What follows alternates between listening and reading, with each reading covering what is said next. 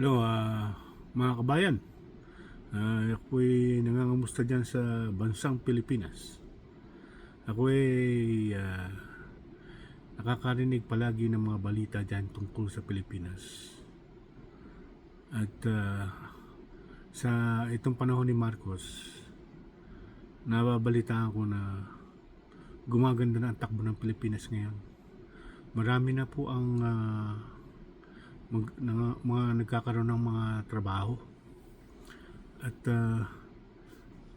yung dating walang mga trabaho eh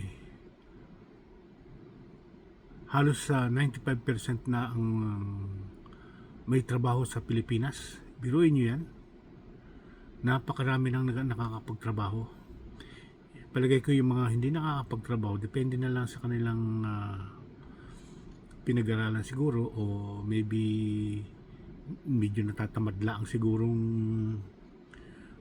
maghanap ng trabaho, maybe, at saka yung iba siguro namimili ng medyo magandang trabaho. Sa hirap po ng buhay sa Pilipinas ay hindi na po dapat mamili ng trabaho ang mga tao. Basta kung merong mga opportunity kung magkakaroon ka ng pagkakataong makapag-apply at apply nyo na, dahil baka matanggap kayo. Depende siguro sa pinag-aralan na papasukan nyo doon sa mga ibang college graduate at yun naman mga high school graduate, siguro medyo mababa lang ang kanilang magiging trabaho, medyo mababa sweldo. At least kahit papaano yung mga natatanggap sa trabaho kahit papaano may sweldo, nagkakaroon sila ng mga benefits gaya ng SSS. Yan po ang pinaka-importante sa lahat ng mga taong mga nagtatrabaho. Sana matapos niyo ang inyong pagtatrabaho hanggang 60 years old. Kung kayo makapagtrabaho pa na 60 years old na edad, sigihan nyo na sigihan, kayo mag-retire hanggang gusto nyo. Kung kayo talagang pagod na sa trabaho, subukan yung ma-reach kahit na hanggang 65 years old magtrabaho kayo, para yung inyong SSS ay lumaki pa dahil sa inyong mga kontribusyon. Dahil palang araw talaga kahit na maliit lang ang magiging pension nyo, at least meron dumarating sa inyong pension. Kaya ganyan po ang ginawa ko. Pero nung ako po'y tumigil, kasi nung panahon ni Cory Aquino, nawalan ako ng trabaho dahil marami pong nagsarang company nung panahon ni Cory Aquino. Marami pong nag-alisan diyan na mga kampanya, gaya ng mga gawa ng mga bakal, umalis diyan sa Pilipinas. Yung gawa ng mga sasakyan, umalis sa Pilipinas. Yung mga ibang company pa, maraming umalis. Dahil nung maupo si Cory, natakot ang mga businessman. Maraming umalis diyan sa Pilipinas. Nagiba silang lugar na sa labas ng bansang Pilipinas. Kaya napakasakit nung bigla na lang ako nawalan. 7 taon ako sa company na nagtatrabaho as a serviceman. Lagi kami lumalabas kasi service mga ibang mga company. Sa aircon ako nagtatrabaho dati, centralized. Gumagawa ako ng mga, tumutulong ako sa mga kasamahan ko na sa pagtatrabaho nila doon sa air conditioning, central air conditioning. Tumutulong po ako. Naglilinis kami ng mga aircon sa mga centralized dahil yan po talaga ang trabaho namin ng araw. Yun nga lang ang trabaho ko noon. Nag-umpisa ako magtrabaho 17 years old hanggang nakapagtrabaho ko ng more than 7 years. Tapos nung maupo si Aquino, natanggal kasi si Marcos noon. Ang ganda-ganda ng panahon ni Marcos, dami pong halos lahat almost 100% na may trabaho. Yun lang ayaw magtrabaho talagang matatamad siguro. Tsaka iba talagang hindi siguro nakapag-aral kaya hindi makakuha ng magandang trabaho. At karamihan nagtrabaho rin po ako sa construction sa edad na 17 years old. Nagtrabaho po ako dahil pinupos po ako ng magulang ko na magtrabaho para makatulong ako sa magulang ko. Nagtrabaho naman po ako, nag-aaral po ako noon. Bigla akong napatigil ng pag-aaral sa loob ng 3 taon yata. Tapos tinapos ko na po yung kinukuha ko dahil gusto po ng kapatid ko mag-aaral ako ng mekaniko. Pinasok ko po nag-aaral po ako ng mekaniko hanggang sa nakatapos po ako. Dahil in demand po sa abroad yung pagmimekaniko, malalaki po sweldo, kaya yun po ang pinag-aralan ko. Pero kung imbis na magmekaniko ako, kasi meron po rin parang ako subject na welding, ang nagustuhan ko yung welding, pero ang diploma ko sa mechanic. Pero palibasa meron mga subject na mga mekanikong ganyan, yun mekaniko, yung welding, yun po ang nagustuhan ko, kaya yun po ang tinrabaho ko sa abroad, kasi yun po rin ang isa sa malaki ang sweldo. Mas malinis kaysa mekaniko, kasi nung nag-aaral ko ng mekaniko, siyempre mahawa ka ng makina, laging marumi yung aking kuko. Ayaw ko magtrabaho ng ganon kahit na nakagraduate ako. Ang ginawa ko, yung welding na lang po, dahil lagi ako nakagwantes, nakamaskara. Yun po ang aking ginawang trabaho hanggang sa nakarating po ako ng Saudi Arabia. Pagdating ko naman ng Saudi Arabia, magkano lang ang sweldo? Sweldo po ko doon ng $300 every month. Ang liit. After more than 1 year, halos nagpalit na po ng mga empleyado. Nakasama ko sa pinauwi, tsaka yung mga Pilipino pinalis dahil malaki po sweldo. Ang mga kinuha yung mga Bangladesh, mga Sri Lankan, tumatanggap po India, tumatanggap po sila naman kahit maliit na sweldo. Yun ang kanilang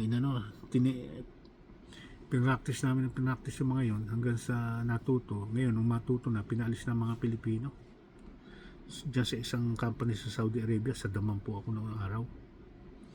Nga po nung panahon nga ni Marcos, ang ganda-ganda po ng progreso talaga, halos mag number 1 ang Pilipinas sa buong mundo, sa buong Asia. Nung pumalit si Korea, bagsak ang Pilipinas. Ang dami nawalan ng trabaho. Sana rin po ko sa nawalan ng trabaho. Tapos puro corrupt naman kasi anong nangyari nung panahon ni Korea. Si Korea naman nung araw, balita lang, hindi wala man niya kaalam-alam.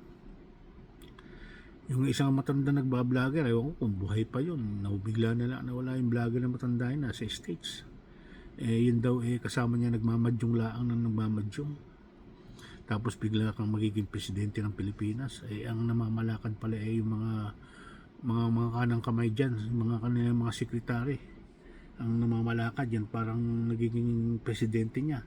Kahit na si Cory ang presidente, yung mga sekretary niya namamalakad dahil wala namang alam talaga si Cory nung panahon yun. Ito ngayong panahon ni Marcos ngayon, itong anak, napakaganda po. Dapat kung maaari lang sana, yan na lang maging presidente natin habang nabubuhay. Wag na magpalit ng mga presidente, kasi pagka nagpalit ng presidente, pabago-bago na naman ang pamalakad. Gaya nangyari niyan kay Duterte. West Philippine Sea, mukha yatang ipinamigay na ni Duterte yan. Nagagalaiti itong China dahil meron daw mga kasunduan diyan. Ano ba yung kasunduan parang pinamigay na ba ni Duterte yung ating sovereignty dyan sa karagatan natin? At yung meron mga maliliit na lupain dyan sinasakop ng China. Gaya na ilang reclamation ang ginawa ng mga China dyan sa karagatan natin. Kakita lang ng bato, tatayuan ng mga, lalagyan ng mga lupa. Hanggang sa naging facility na nila yan. Nagtayo na sila ng parang bases dyan. Pati Vietnamese na yun. Panahon ni Marcos, hindi makakaporma yung mga yan. Bobombahin talaga yan. Kasi panahon ni Marcos, buhay ako at may trabaho ako. Nung mag-umpisa ang martial law, kaganda-ganda ng martial law, biglang inalis ni Marcos. Ewan ko, dapat hindi na yan inalis. Dahil nawala na yung mga sasamang tao, mga karnaper, holdapper, lahat na nawala na yung masasamang tao dyan ng araw. Pati yung mga Vietnamese dyan, tsaka mga China dyan, hindi makapagpatayo ng mga bases dyan. Hindi makapaggawa ng reclamation ng panahon ni Marcos. Balitang balita yun, halos mag-number 1 tayo sa buong Asia. Mabuti lang itong panahon ni Marcos, si Bongbong Marcos naging presidente. Gumaganda na ang Pilipinas. Ipagtanggol niya ang ating karagatan diyan. Kasi pag lumapit na lumapit sa atin dyan China, baka pagkakuan, yung lupain natin sa Pilipinas, sakupin na rin. Puta ba? Bigla na lang isang araw, isang kisap mata, napasok na pala tayo ng China. Under na pala tayo, ang Pilipinas pala under na ng China. Mukha namang hindi papayag yung US dyan dahil nung panahon ng US, yung panahon ng Kastila, binili ng US ng 20 million yung Pilipinas sa mga Espanyol, sa mga Espanyol. Kaya umalis diyan ng mga Espanyol dahil binili ng 20 million. Tapos nga ang gobyerno ng Amerika ang malakad dyan ng araw. Hanggang sa nagkaroon yata ng Second World War. Sinakop naman tayo pero binitawan tayo ng US noon. Tapos naman nag-Second World War, pinasok naman tayo ng Japan. 4 na taon tayo sinakop ng Japan dyan. Ginawa ng Japan para bago sila umalis dyan, pinagigiba nila, pinagbobomba mga building. Siyempre, ang mga Amerikano, titira rin ng titira hanggang sa marami na rin ng ibang building yan, labanan ay halos walang natira rin sa Pilipinas na mga building. Hanggang sa binitawan na ulit tayo, binigyan tayo na nagkaroon tayo ng independence sa Pilipinas. At tapos ayun nga, nagkaroon tayo ng kalayaan. Ngayon naman, itong si Duterte, maging papayag ba tayo na sakupin na lang tayo ng ibang bansa? Gaya ng China. China talagang masasakin niya hanggat makakakabigyan, kakabigyan mga yan. Kahit sa mga kaibigan kong chick, ganyan mga ibang naging kaibigan ko, parang maghahaman yung mga chick na yan. Pero meron namang ibang mababait na yung chick na naging kaibigan ko. Meron babaeng mabait, binibigyan din ako. Pero yung iba, hindi maganda ugali. Mga mata pobre yung mga yan. Basta meron yung mga yan, alam mo sino yan. Kaya itong panahon ni Marcos na ito, sana si Bongbong Marcos na lang maging presidente natin. Gusto kong maging presidente yan. Dahil gumaganda ng Pilipinas ngayon. Sana hindi na mawala yan dyan. Siya na lang ang maging presidente. Baguhin ang konstitusyon. Siya na lang ang maging after 6 years, siya na rin ang maging presidente. Botohan na uli. Pwede makalaban si Marcos ng pagka-presidente uli. Lumaban uli pagka-presidente. Ang hindi mga bago yung tsaka yung konstitusyon ni Nakuri ko yun napalitan na yan. Kaya naman, wala akong nangyayari. Kaya ako nakakapag-abroad dahil dyan sa mga ganyan, sa hirap ng buhay dyan sa Pilipinas. Kaya ako yung nagpunta rito sa abroad. Hindi ko nasasabihin ko sa abroad ako ngayon. Hindi ako makakuha ng trabaho dyan. Makakuha ako ng trabaho sa mga agency. 3 buwan, 6 na buwan, wala ka ng trabaho. Kahirap naman ng ganyan. May pamilya kang tao, tapos ganyan lang magiging trabaho. Agency ng agency, di ka makapasok sa mga company talaga na pwede kang tumagal ng mga kung ilang taong gusto mo. Meron pa mga backer. Kung wala kang backer, hindi ka makakapasok sa trabaho. Gaya ko, may backer ako, kaya ako nakapasok din sa trabaho. Pero nung panahon ni Marcos kasi naman, kahit wala kang backer, sa dami ng trabaho, makakapagtrabaho ka, matatanggap ka. Dahil kailangan ng tao Meron na nga rin mga turista na nakakapagtrabaho din. Hindi ko lang kung siguro mayroong mga working visa yung mga inong araw din nakakapagtrabaho rin kahit pa paano. Pero hindi marami. Pa isa-isa lang pa. Kung ilan lang mga nagtatrabaho mga foreigner dyan. Pero nung panahon ni Cory talagang bagsak ang Pilipinas. Sana hindi na magbago ang Pilipinas. Umasenso hanggang ngayon. Sana mapatakbo na ni Bongbong yung nuclear power natin ang magkaroon ng buhay ang ating bansa.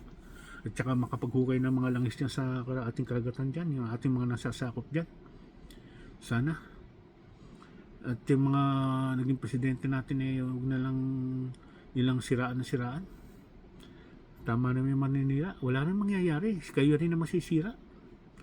Kaya tulungan nyo lang itong bagong gobyerno ng Pilipinas, si Bongbong Marcos.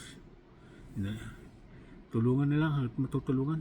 Sige po, hanggang dito na lang po ako. Masyado na mahaba aking sinasabi. Sana makapag-subscribe nyo sa aking channel sa Jujerian TV Vlog. Jujin Yin